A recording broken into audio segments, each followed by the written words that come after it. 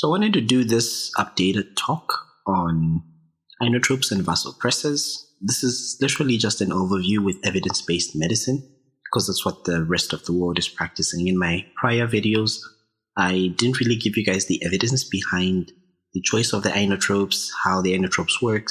So this is going to be like a summarized video of the prior videos I've done on inotropes and vasopressors.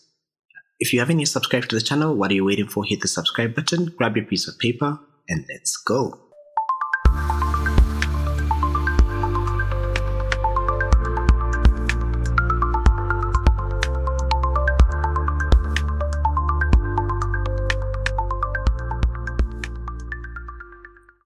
Hello and welcome to MK's Medical Review Series. My name is Dr. Moses Kazevu. This is a series on my YouTube channel where we look at medical topics in depth. Today we're going to be looking at inotrope and vasopressors. And this is going to be literally an overview of prior videos that I have already done. So remember that these drugs are going to be critical in the management of shock as well as severe hypotension. Remember that shock is a state, a complex syndrome where there is hypoperfusion at a cellular level. It could arise as a result of the heart failing. We refer to that as cardiogenic shock. It could result as a reduction in blood volume. That could either be hypovolemic shock or it could be the hemorrhagic shock.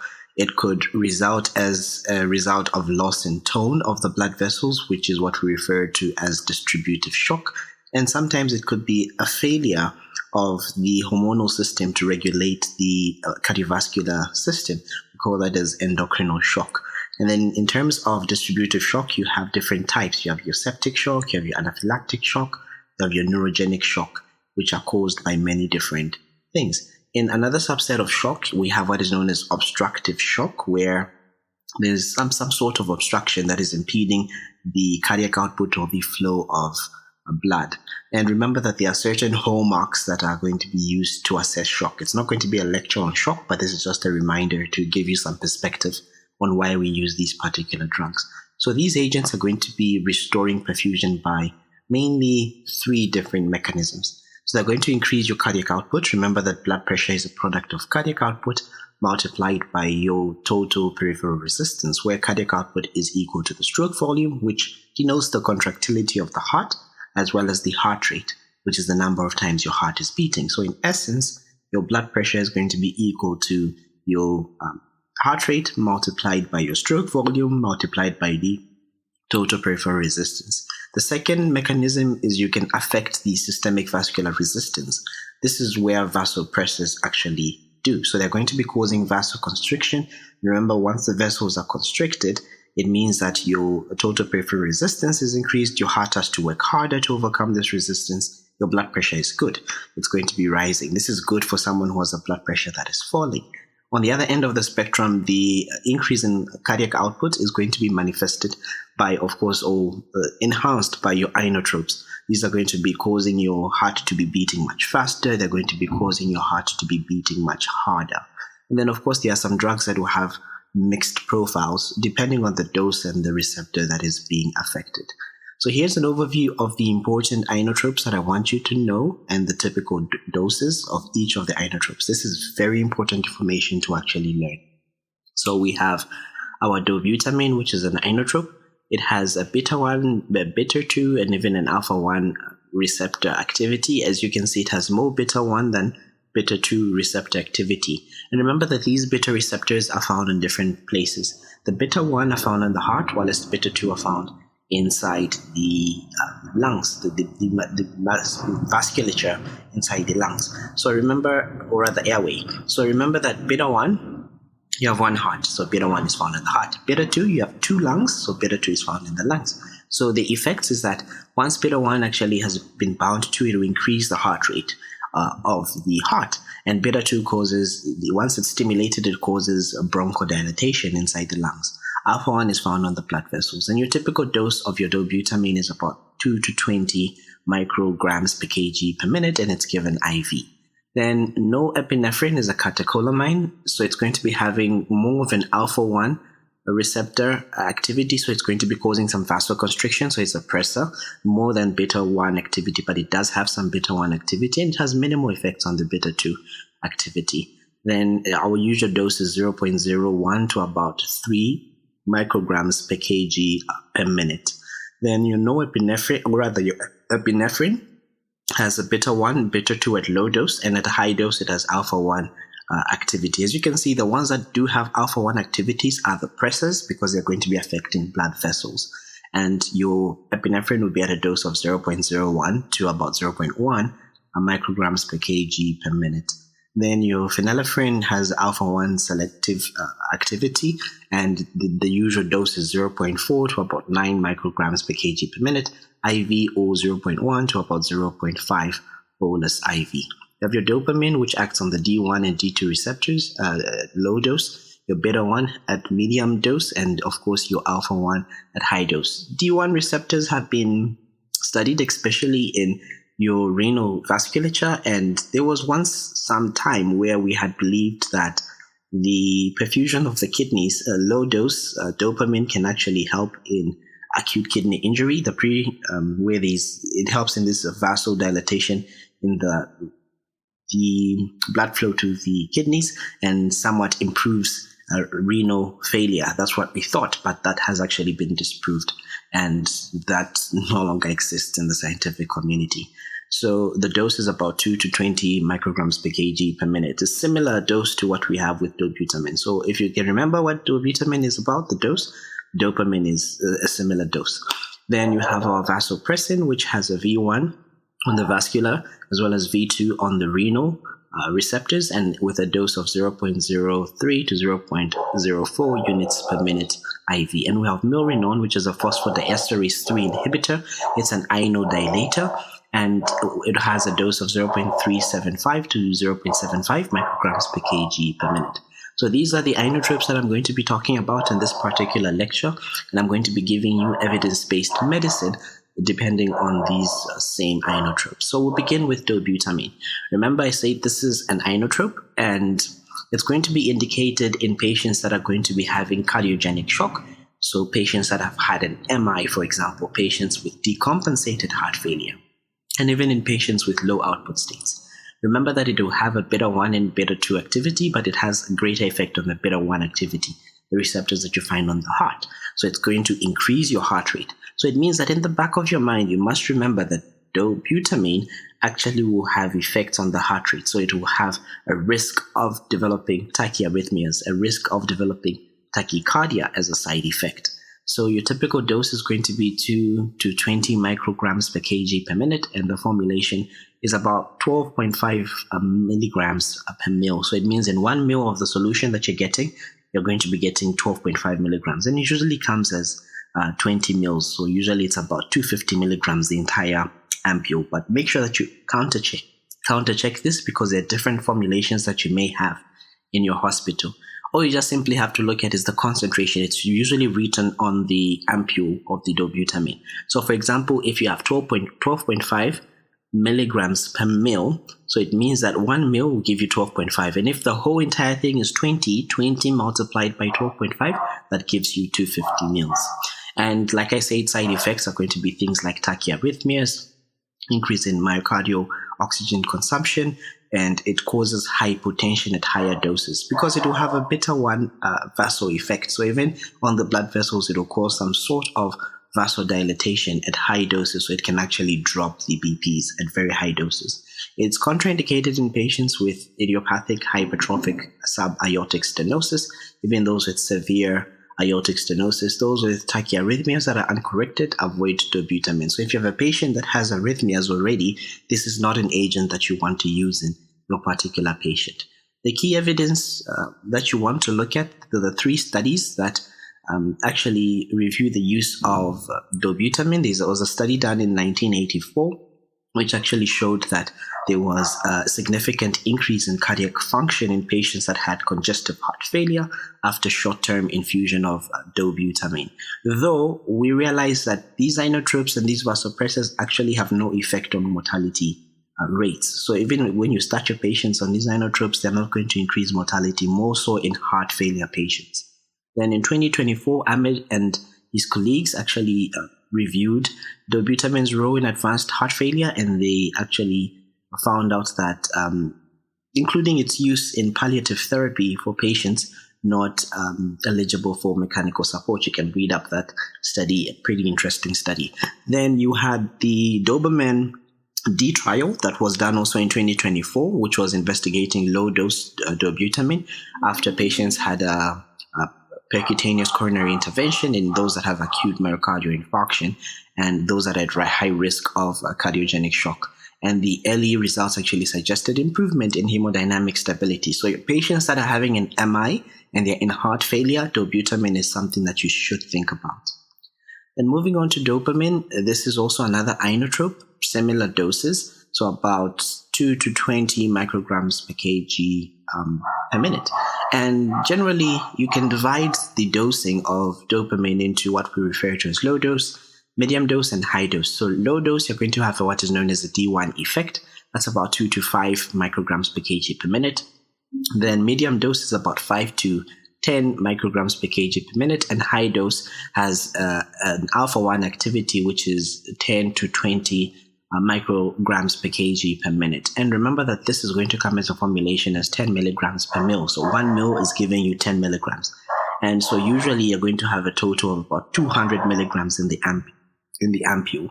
So the dopamine is going to also increase your heart rate. So it's going to be used as a drug that we can use in patients that have bradycardia, but it's not responsive to atropine. It's also used as a second-line cardiogenic shock. Way back, it used to be the first line that we used in septic shock, but we never use it as often in septic shock because it has been shown to actually dampen the immune response and actually worsen the infection. And more so, there are other agents like the inotropes, or rather the vasopressors that can actually be used. Side effects include tachyarrhythmias, ischemia, and even increase in lactate levels. And it's contraindicated in patients that have pheochromocytomas for obvious reasons, and those that have uncorrected ventricular tachyarrhythmias, because it does also have a risk at higher doses of developing arrhythmias. And then the key evidence, there are two important studies that I want you to look at. There is one that was done in 1997, where they compared the effects of dopamine versus the effects of dobutamine in patients that have low output heart failure. And we actually realized that dopamine actually increased the cardiac output, but it also increased the vascular resistance. And dobutamine, on the other hand, had a better vasodilatory and even inotropic balance in this particular study. Then what I told you earlier on in 1993, the effects of low-dose dopamine on the renal function, especially in those that are critically ill. So now this actually challenged the concept that we had that dopamine is renal protective.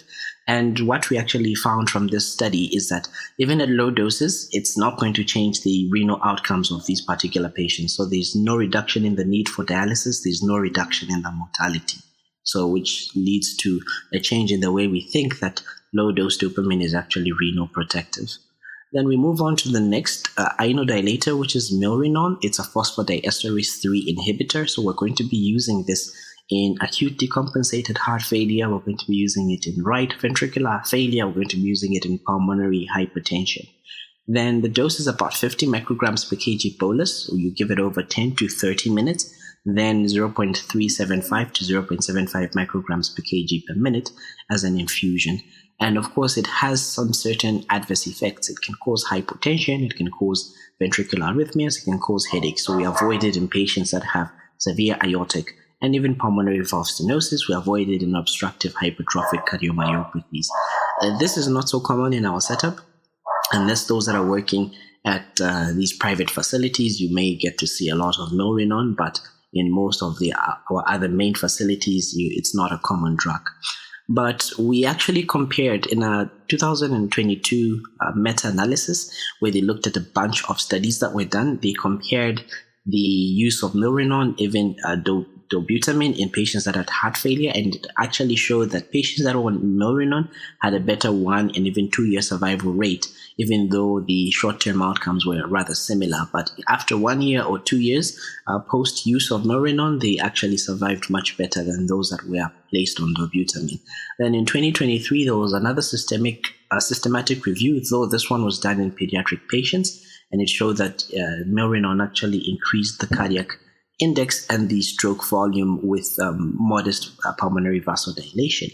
And in 2024, there was another review that was done that summarized milrinone's rapid inotropic and vasodilatory effects, especially in those patients that have acute decompensated heart failure. You can read up on some of these trials and actually see what we are talking about. These are just snippets and summaries from the particular studies. Then we have epinephrine, which is very common. There is literally no place that is supposed to be a clinic or a hospital that doesn't have epinephrine, adrenaline. So this one is a vasopressor. It has a beta 1, beta 2 at low dose and alpha 1 at high dose effect. And we're going to be using it in anaphylaxis, and we're giving it intramuscularly. Those that present with an immediate type 1 hypersensitivity reaction. We're going to be using it in cardiac arrest. Most of your patients are going to be given 1 milligram of epinephrine IV as a bolus every 3 to 5 minutes when you're doing your resuscitation. Then you also use it in refractory shock. In our setup here, we often use this as the first line in our setup here when we're managing patients that have septic shock. Meanwhile, because we don't have these other agents that could be used or those that are recommended as first line. And the dose, if it's given as an infusion, is 0.01 to 0.1 micrograms per kg per minute. And if it's a bolus, it's 1 milligram every 3 to 5 minutes. It also has adverse effects of tachyarrhythmias, lactic acidosis, myocardial ischemia. At high doses, it can actually cause peripheral necrosis of the digits. Then it doesn't have any absolute contraindication, but we often use it with caution in those patients that have coronary artery disease. There was a paramedic 2 trial that was done in 2018 that found that epinephrine actually improved the return of spontaneous circulation and survival to discharge, and it doesn't actually improve the neurological outcomes. Then in 2021, there was a study that was also done which showed that higher cumulative doses of epinephrine during resuscitation were actually associated with a worse 3-month neurological outcome in these patients. And moving on to norepinephrine, this one here is a vasopressor. It is the one that's supposed to be used for septic shock. So it's the first line that we use for septic shock. We use it also for vasodistributive type of shock. We also use it for the neurogenic type of shock because we want to achieve a MAP that is greater than or equal to 65. So remember that your norepinephrine has more of an alpha 1 than a beta 1 activity, so it's going to cause vasoconstriction. It has minimal beta 2 activity. So the dose is about 0.01 to 3 micrograms per kg per minute, and we titrate it to hemodynamic targets, then which is your MAP of about 65 or greater. Then it has side effects of arrhythmias as well. It has risk of causing peripheral and even splanchnic ischemia, which is why when you're giving some of these agents, it's better to give them through a central line. Don't give them on a peripheral line. Then contraindications include those that have untreated hypovolemia. Your patients on non-selective beta blockers, you want to use this drug with caution. And there was a review that was done in 2024, and which actually went on to prove that norepinephrine actually is still the first line in septic shock and hypotension, with ongoing trials that are still being carried out to refine the dosing and the timing that we're going to be administering this particular drug. Then we have vasopressin, which has a V1, which is a vascular effect, as well as V2, which is a renal effect. And generally, we use this in refractory type of septic shock, also vasodilatory shock, and in patients with cardiac arrest. The dose is about 0.03 to 0.04 units per minute as an infusion, and then a bolus of about 40 units IV if the patient has arrested. And it can cause ischemia of the mesentery and even the digits, just like with epinephrine, and it causes hyponatremia. It also decreases cardiac output at higher doses. So generally, do not use this drug in patients with chronic nephritis, and even those with coronary artery disease. You may use it with caution if you have no other option. Phenylephrine, which I think should be the last of of the drugs that I'll talk about is an alpha-1 selective drug, and we are going to be using it in acute hypotension. We use it also in aortic stenosis and hypertrophic cardiomyopathies. And the dose is going to be, if you're giving it as a bolus, 0.1 to 0.5 milligrams IV. If it's an infusion, 0.4 to 0.9 to 9 actually micrograms per kg per minute. And generally it causes reflex bradycardia, it causes hypertension, it causes peripheral ischemia as adverse effects. So avoid it in patients that have sinus bradycardia, avoid it in patients with severe heart block, especially in those patients that do not have a pacemaker. So now, generally, which fluids are we going to be using with these inotropes? Because I've been talking about diluting these fluids, these inotropes and vasopressors in specific fluids. So generally, in terms of normal saline, it's actually the most commonly used carrier fluid. It's compatible with most of your vasopressors and inotropes, but remember that if you're giving high doses of normal saline, it has a risk of a renal vascular event. It causes some vasoconstriction inside the kidneys, and so it will have a risk of also creating a hyperchloremic metabolic acidosis, especially when you give the high doses of normal saline. You can also use dextrose 5% occasionally with specific types of vasoactive drugs. So it's not ideal for vasopressors because there's risk of hyponatremia and poor intravascular retention. Ringer's lactate, which is a balanced crystalloid, which we use for resuscitation. Generally, it's compatible, but often you use it with caution, especially when you're using catecholamines, especially things like epinephrine, norepinephrine, because of the calcium content. Plasmalite A is also another balanced electrolyte solution. It's compatible and physiologically actually similar to some of the preferred, to the plasma, and so it's actually preferred in most of our ICUs. Albumin 5 to or even 25% is for a volume expanding. So it's a colloid and it's compatible, but it's expensive, and we can use it in selectively in shock and even hypoalbuminemia, though it hasn't actually shown an increase in mortality benefit when you compare it to the traditional use of the crystalloids. So, and actually in some of the trials that I actually read, it actually increases the risk of mortality. So what is going to denote you now choosing the right fluid? So if it's in terms of noradrenaline or norepinephrine, it's compatible with normal saline, dextrose 5%, Ringer's lactate, but you should monitor the calcium levels. Dobutamine is compatible with dextrose 5% and normal saline, but you avoid mixing it with alkaline solutions. Dopamine is compatible with D5W as well as saline, but you avoid any fluid that has bicarbonate in it. Epinephrine is compatible with D5W and saline, and of course you avoid it in alkaline or even calcium-rich solution. And Milrinone is compatible with D5W and saline, but it's sensitive to pH extremes. So as you can see, saline is very important because it can actually go on with each of the inotropes and vasopressors. Some key considerations to keep in mind: remember that these things are very potent on the vascular system, so you want to give them on a central line preferably, because some of these vasopressors have a risk of extravasation and can actually cause necrosis in the periphery when they extravasate. So there should be a dedicated line, so you avoid mixing the inotropes with other drugs unless you can confirm that these drugs are compatible. Remember that some of them do not go with alkaline solutions, so you don't want to mix them when you're actually infusing them. You monitor your pH and your electrolytes, because some of these drugs are going to derange as well as they are going to precipitate in incompatible fluids. So generally, the concentration that we're going to be making, and this is very important, this is actually a very important snippet to actually take, because you're going to be giving these instructions to the nurse when you ask them to make the solution for you for the infusion. So I'll take a bit of some time to explain this. So in terms of noradrenaline, you want for peripheral line to have a concentration at least, which is low risk of necrosis, to be about 16 micrograms per mil. So what does this mean? So it means that you should add 4 milligrams and 250 mils of saline, for example. Now, how do we make this? So we essentially start off with about 250 mils of saline, then we remove 4 mils of from the saline, and we add 4 mils of the noradrenaline. So in essence, we have 4 milligrams that is present in 250 mils. It doesn't mean that you get 250 mils and on top of that you add 4 mils. So if you add 4 mils to 250 mils you're going to be having 254 mils, which will somewhat change the concentration. So you actually, in essence, it should be you add 4 mils, which is 4 milligrams essentially of noradrenaline. You add 4 milligrams of noradrenaline, you add it to about 246 mils of normal saline. That's with the peripheral line. So these are low risk concentrations that you can go for.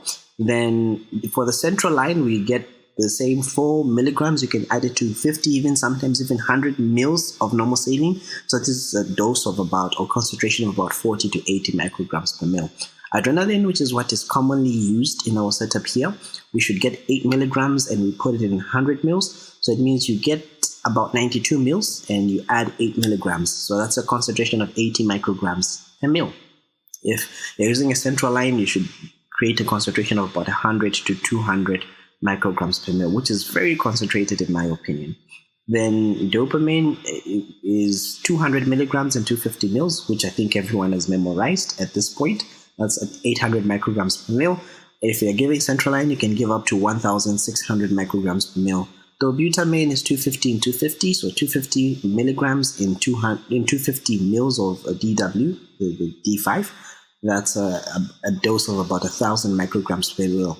This is very important to remember because when you're doing your calculations, you're going to be using these calculations to determine what is the flow rate that you're going to be giving this drug at. And then if it's a central line, 2,000 micrograms per mil. Milrinone is about 50 milligrams in 250 mils of D5W. That's a concentration of 200 micrograms. And then for central line, you can start off at 200 micrograms to 400 micrograms per mil.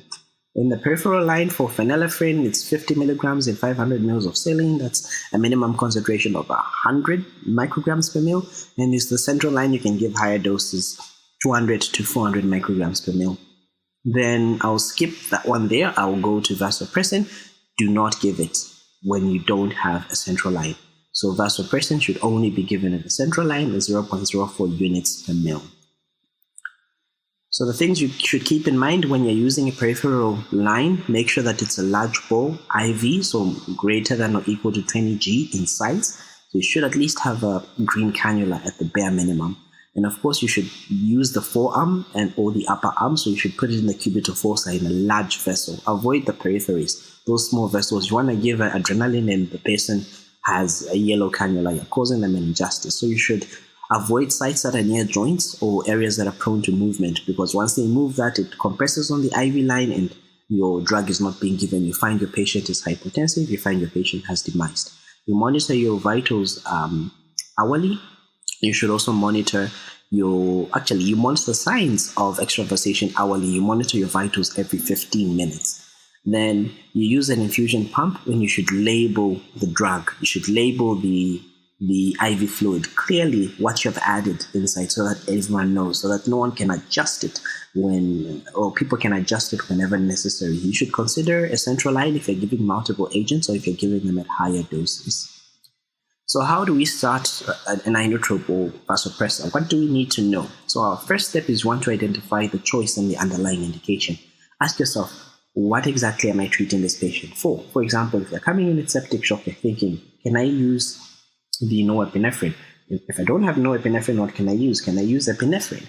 If, for example, a patient is in cardiogenic shock, maybe post-MI, you're thinking, what can I use? I can't use epinephrine at this particular point, but I can start off by giving this patient dobutamine. And the second thing is you want to check if there are any contraindications. For example, if your patient has a tachyarrhythmia, you want to avoid your dobutamine, you want to avoid your dopamine. You want to set your targets. Where do you want to aim for? What BPs do you want to aim for? What MAP do you want to aim for? So generally a MAP greater than 60 to about 65 millimeters of mercury is what's usually acceptable. In most of our cases, you want to aim for an improvement in the renal function. So you want to aim for a urine output of 0.5 micrograms per kg per minute. You also want to improve the level of consciousness, and you want to drop the lactate levels by about 20%, or you want to start clearing them off after adequate resuscitation. Then you want to reassess and escalate or de-escalate accordingly. So remember that in terms of escalation, we reassess our patients quite rapidly. So usually after every 15 minutes, make sure that you reassess your patient and decide whether you're going to maintain that dose, you're going to increase, or at that particular point, you're going to begin to reduce. And if there's no response, you should ask yourself the following things. Is the dose correct? Is the choice of inotrope that I'm using correct? Is the rate of infusion correct? And if your answer to these three questions is yes, it means that you should consider that maybe I'm not dealing with what I think I'm dealing with. Maybe this is not septic shock. Maybe it's a mixed type of shock, because remember, sometimes patients can have more than one type of shock. So there are certain formulae to actually keep in mind. And the first one is actually very important because it helps you determine how many mils per hour you're going to be giving your patient. So it's going to be the weight of the patient multiplied by 60, which is a constant, multiplied by the dose in micrograms per kg per mil. And then you divide everything by the fluid concentration. I already showed you the fluid concentrations, which are these things that we're having here on this particular slide.